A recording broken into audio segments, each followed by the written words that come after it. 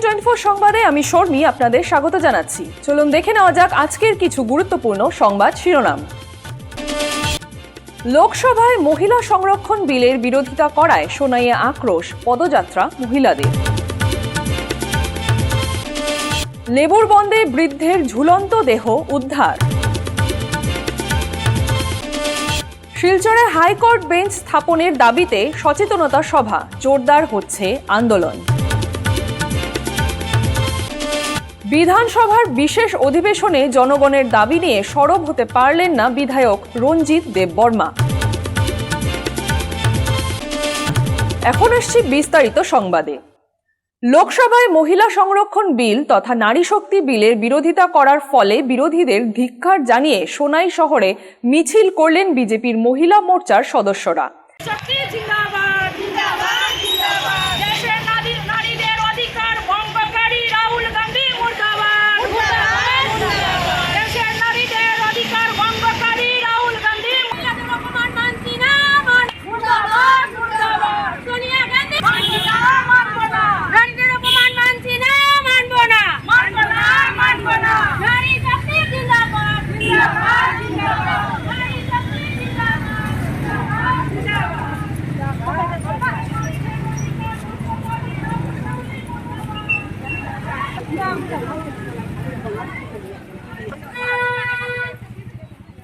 বৃহস্পতিবার বিকেলে বিজেপি সোনাই মণ্ডল কার্যালয়ের সম্মুখ থেকে জন আক্রোশ মহিলা পদযাত্রা শুরু হয়। এতে শহরের প্রধান প্রধান সড়ক পরিক্রমা করে মুক্ত মঞ্চের সামনেই জড়ো হয়ে বিরোধী সাংসদদের ভূমিকার তীব্র প্রতিবাদ জানান বিজেপির মহিলা মোর্চার সদস্যরা। নারী শক্তি বিলের বিরোধিতা করে কংগ্রেস নেতা রাহুল গান্ধী সহ বিরোধীরা দেশের মহিলাদের অপমান করেছেন। যতক্ষণ বিল পাশ হবে না ততক্ষণ তারা আন্দোলন করে যাবেন বলে হুঁশিয়ারি দেন বিজেপি নেতারা। এদিন সাংবাদিকদের সামনে বক্তব্য রাখেন বিজেপির মণ্ডল সভাপতি অশোক কুমার গোয়ালা, মহিলা মোর্চার সভানেত্রী শিউলি রানী দাস, সোনাই পুরসভার চেয়ারপারসন শিলু রানী দাস, দলের রাজ্যিক পরিষদীয় সদস্য ভজন সেন ও দীপু কুমার দাস।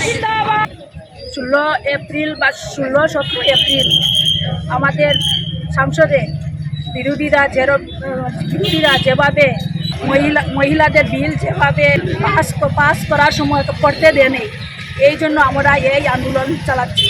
কারণ যেভাবে বিরোধী তারা আমাদের বিল পাস করতে দেয়নি, কারণ আমরা আগামীতে মহিলারা এগিয়ে যেতে চাই কিন্তু মহিলাদেরকে এগিয়ে যেতে দিচ্ছেন না বিরোধীরা। এর জন্য আমরা সব মহিলারা নেমে এসেছি, কারণ আমাদের বিল যতক্ষণ পাস হয় না ততক্ষণ আমরা এই বিরোধিতা চালিয়েও যাব। আজকে আমরা মহিলা মোর্চার যারা দিদিরা সবাই মিলে আজকে আমরা বিজেপি কার্যালয় থেকে পৌরসভা অফিস হয়ে মঞ্চের সামনে এসে আমরা সবাই একত্রিত হয়েছি। কেননা 16-17 তারিখ যেটা মহিলা আরক্ষণ বিল সংসদে যেটা পাশ হওয়ার কথা ছিল, বিরোধী নেতারা বিরোধিতা করে এটা বন্ধ করে দিয়েছে।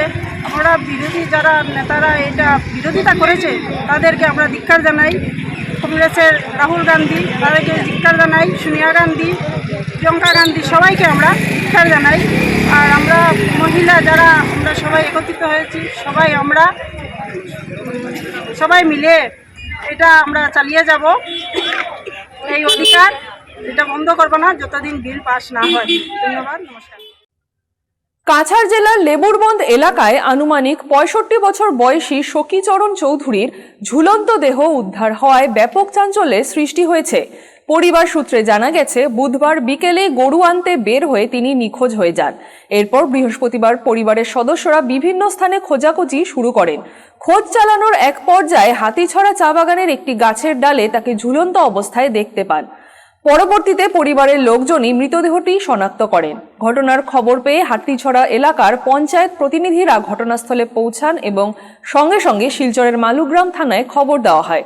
পরে পুলিশ ঘটনাস্থলে এসে ম্যাজিস্ট্রেটের উপস্থিতিতে মৃতদেহ উদ্ধার করে। উদ্ধার হওয়া দেহটি ময়নাতদন্তের জন্য শিলচর মেডিকেল কলেজ ও হাসপাতালে পাঠানো হয়েছে। ময়নাতদন্তের রিপোর্ট হাতে এলে মৃত্যুর সঠিক কারণ জানা যাবে বলে পুলিশ সূত্রে জানা গেছে। আর 2 ভাই 3 বোন। গরু শোয়া দেখা গেছে, গরু দেখা গেছে, এরপরে আমি গরো গেছি গিয়ে সেটা চানুন করে আমার নাতিন স্কুলে গেছি।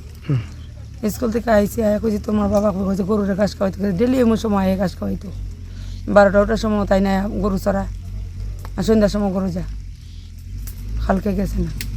আচ্ছা, একটা তো আমার একটা দিল আমার মেয়ের জামাই, তাই নিয়ে মাথার মধ্যে একটু প্রবলেম আছে, মনে আজকে 1.5 মাস থেকে পাওয়া যায় না, তার 3টা বাচ্চা আছে, মেয়েটা আমার বাসার আচ্ছা, আমার জামাই এন্ট্রি দিছে শাশুড়ি। আপনার নামটা কি জানি? আমার নাম সুকবালা, আর যে মারা গেছে আজকে হ্যাঙ্গিং হয়ে, তার নাম? সখীচরণ চৌধুরী। আপনার ছেলে মেয়ে কয়জন? 2টা ছেলে 3টা মেয়ে। আজ সকালেও হঠাৎ আমার যতীনময় দাসে খবর দিয়েছেন আমার বাসাত ফোনে যে ওইরকম সখীচরণ করিয়া তাই তো এরকম গলাত হ্যাঙ্গিং অবস্থায় জড়ি রয়েছেন, তে আপনারা তাড়াতাড়ি আইন আইয়া। আমি বললাম ঠিক আছে, আমি আইয়া 10-15 মিনিটের ভিতরে আমি আইমু, আইয়া দেখমু, দেখিয়া তারপরে থানার সঙ্গে তো যোগাযোগ করা লাগবো আর সবরে জানাই কি লাগবো, বা দেখা যাক কেমনে কিতা করা যায় দেখিয়া। স্পট ভেরিফিকেশন করলাম, করিয়া ইয়া দেখছি ঠিকই আছে, তারপর থানারেও জানানি হয়েছে। থানা আর তারা কারণ তো এটা সরকারের ব্যাপার, এটা তো আমি কইতাম পারতাম না কি ব্যাপার। আমরা শিলচরে হাইকোর্টের একটি বেঞ্চ স্থাপনের দাবিকে জোরালো করতে বৃহস্পতিবার শহরের একে চন্দ্র ল কলেজ প্রাঙ্গণে একটি সচেতনতা সভা অনুষ্ঠিত হয়। আইনজীবী সমাজ, অবসরপ্রাপ্ত বিচারক এবং বিশিষ্ট ব্যক্তিদের উপস্থিতিতে সভায় দীর্ঘদিনের এই দাবির যৌক্তিকতা ও প্রয়োজনীয়তা বিস্তারিতভাবে তুলে ধরা হয়। সভায় বক্তারা তাদের বক্তব্যে বলেন, বরাক উপত্যকার সাধারণ মানুষের জন্য হাইকোর্টে মামলা পরিচালনার ক্ষেত্রে গুয়াহাটি যাতায়াত একটি বড় প্রতিবন্ধকতা। এতে সময় ও অর্থের অপচয় হয়, পাশাপাশি নিয়মিত হাজিরা দেওয়া অনেকের পক্ষে সম্ভব হয়ে ওঠে না, ফলে ন্যায় বিচার প্রাপ্তির প্রক্রিয়া বিলম্বিত হয়। এই প্রেক্ষাপটে শিলচরে হাইকোর্ট বেঞ্চ স্থাপনের দাবি দীর্ঘদিন ধরে জানিয়ে আসছে সংশ্লিষ্ট কমিটি। আন্দোলনকে আরও বেগবান করতে এবং সাধারণ মানুষের মধ্যে সচেতনতা বাড়াতে ধারাবাহিকভাবে বিভিন্ন এলাকায় এ ধরনের সভা আয়োজন করা হচ্ছে বলে জানান বক্তারা। সভা শেষে স্নেহাংশু ভট্টাচার্য সাংবাদিকদের জানান, এই দাবি শুধু আইনজীবীদের নয়, বরং সমগ্র বরাকবাসীর ন্যায় বিচার পাওয়ার অধিকারের সঙ্গে ওতপ্রোতভাবে জড়িত। সকলের সম্মিলিত সমর্থনেই এই দাবি বাস্তবায়ন সম্ভব হবে, তিনি আশাবাদ ব্যক্ত করেন। যে আমাদের যে পুরো বরাকের দীর্ঘদিনের যে আমাদের যে ডিমান্ডটি আছে, যে আমাদের বরাক উপত্যকায় একটি হাইকোর্ট বেঞ্চ নির্মাণ হতে লাগবে বা হতে হবে, তো এই ডিমান্ডের জন্য আজকে বরাকের হাইকোর্ট বেঞ্চ ইমপ্লিমেন্টেশন কমিটির দ্বারা অরুণ কুমার চন্দ্র ল কলেজে একটি অ্যাওয়ারনেস প্রোগ্রাম আয়োজিত হয়েছে। এবং আমরা জানি যে এই যে হাইকোর্ট বেঞ্চের যে ডিমান্ডটি, সেটা আজকের থেকে নয়, সেটা বিগত অনেক বছর ধরে এই ডিমান্ডটি আমরা এই ডিমান্ডের জন্য অনেক মানুষরা কথা বলে যাচ্ছে, মুভমেন্ট চলছে, কিন্তু কি হয়েছে আমরা দেখেছি যে বিগত অনেক বছর হয়ে গেছে, কিন্তু আজ তক পর্যন্ত এই ডিমান্ডটি ফুলফিল হয়নি। কিন্তু হ্যাঁ, আমাদের তাও কেন্দ্র সরকার এবং রাজ্য সরকারের আমাদের পূর্ণ বিশ্বাস আছে যে এইবার আমাদের বরাকের জন্য হাইকোর্ট বেঞ্চের নির্মাণ হবে। কারণ দেখুন, আমরা জানি যে বিগত 10 বছর ধরে আমাদের বরাকের মধ্যে অনেক উন্নয়ন হয়েছে এবং অনেক টাকাও স্যাংশন হয়েছে উন্নয়নের জন্য।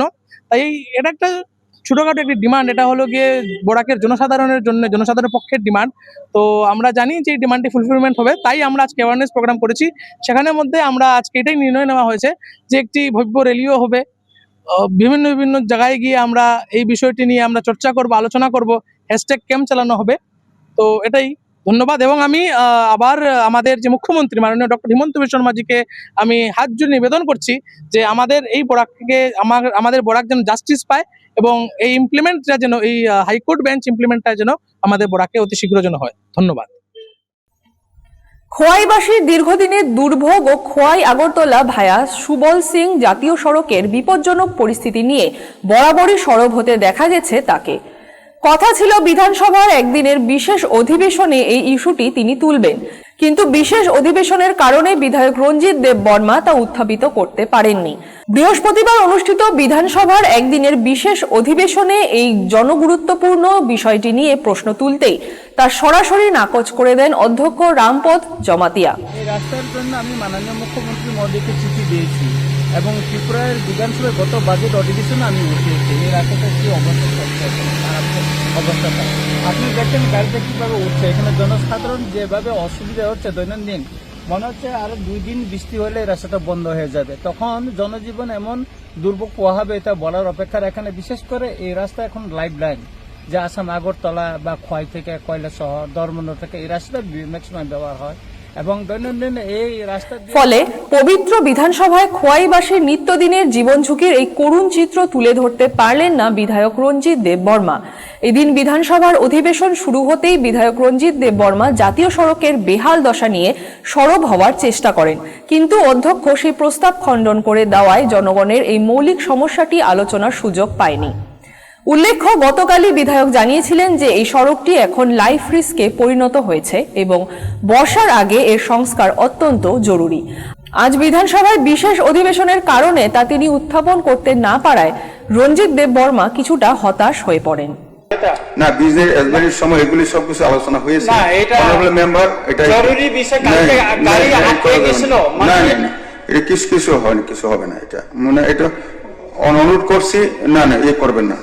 কারণ একটা বিষয় নিয়ে আলোচনার জন্য আজকে ডাকা হয়েছে, বিষয়টা অনেক কিছু থাকবে না। এটা পরিষ্কার অ্যাডভাইজারি কমিটিতেও বিএসসিতেও আলোচনা হয়েছে, সবাই একমত হয়েছে। কাজে অনারেবল মেম্বার্সগণ এটা চাইবেন না, এটা বিষয় নিয়ে আলোচনা করার জন্য আমি অনুরোধ করছি। Moving of a notice of motion for discussion in the house and decision there. এ যেন সড়কে গর্তের মিছিল। মরণ ফাঁদে পরিণত হাইলাকান্দি শিলচর রোড এবং উজানকুপা ভাটিরকুপা পূর্ত সড়ক। দীর্ঘদিন ধরে সড়কের বেহাল দশায় জনজীবন বিপর্যস্ত। এবার বেহাল সড়ক সংস্কারের দাবিতে জেলা প্রশাসনের কাছে স্মারকপত্র প্রদান করা হয়। 1 সপ্তাহের মধ্যে কাজ না হলে বৃহত্তর আন্দোলনের হুঁশিয়ারি দিয়েছেন হাইলাকান্দি জেলা পরিষদের ভাইস চেয়ারম্যানের প্রতিনিধি আফজল হোসেন চৌধুরী। দেখুন সবিশেষ। দুইটা মেমোরেন্ডাম আজকে আমরা এখানে সব আছি।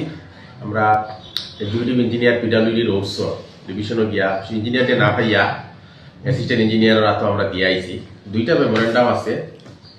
একটা হইল গিয়া আপনার আসামমালা রোডের কাজ চলের, কাজ হইতো আমরা সবে পক্ষপাতী, কিন্তু দেখা যায় যে বর্তমান কন্ডিশন খুব খারাপ।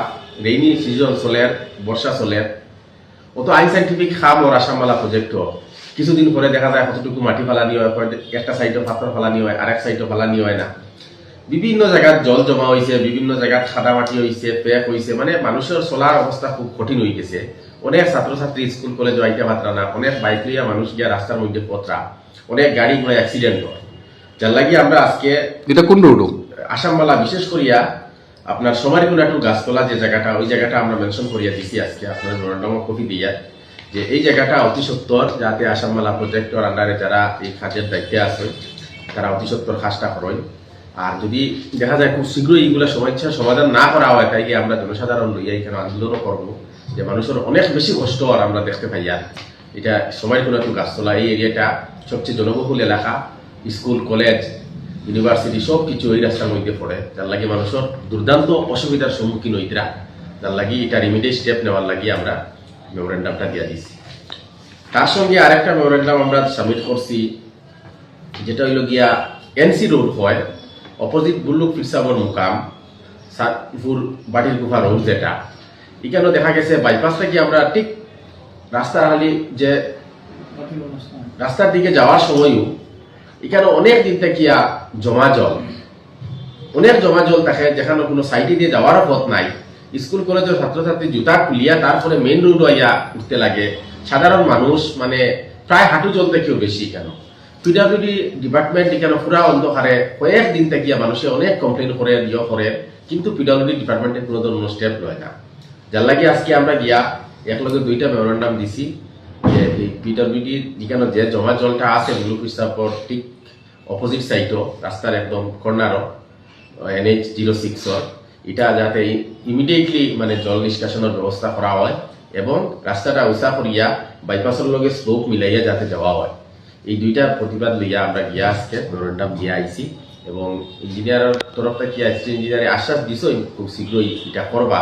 তো আমরা আশা করি আর তাই যাতে ইমিডিয়েট এগুলা সমাধান করিলাই, নাইলে আমরা জনসাধারণে এটা লইয়া প্রতিবাদ যতটুকু করা লাগে গণতান্ত্রিক পদ্ধতিতে আমরা আন্দোলন করবো, কারণ এখানে আমরা মানুষের অনেক অসুবিধার সম্মুখীন হয়েছি।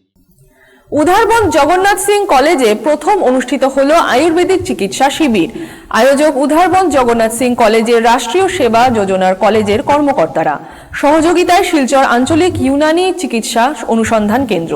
ওই দিন সকালবেলা থেকেই রোগীরা কলেজে এসে পৌঁছান। 10:30 থেকে 2টা পর্যন্ত চলে শিবির। প্রায় 100 জন পুরুষ মহিলারা নিজেদের চিকিৎসা করান। উপস্থিত ছিলেন চিকিৎসক সাকিব আহমেদ ও স্টাফ রুকিয়া বেগম মজুমদার। এদিকে ইতিহাস বিভাগের অধ্যাপক ডক্টর শ্যাম মামুদ জানান, প্রাচীন চিকিৎসা পদ্ধতির জনগণের আস্থা ফিরিয়ে নিতে এই চিকিৎসা শিবিরের আয়োজন। CNN 24 সংবাদ আজকের মতন এই পর্যন্তই।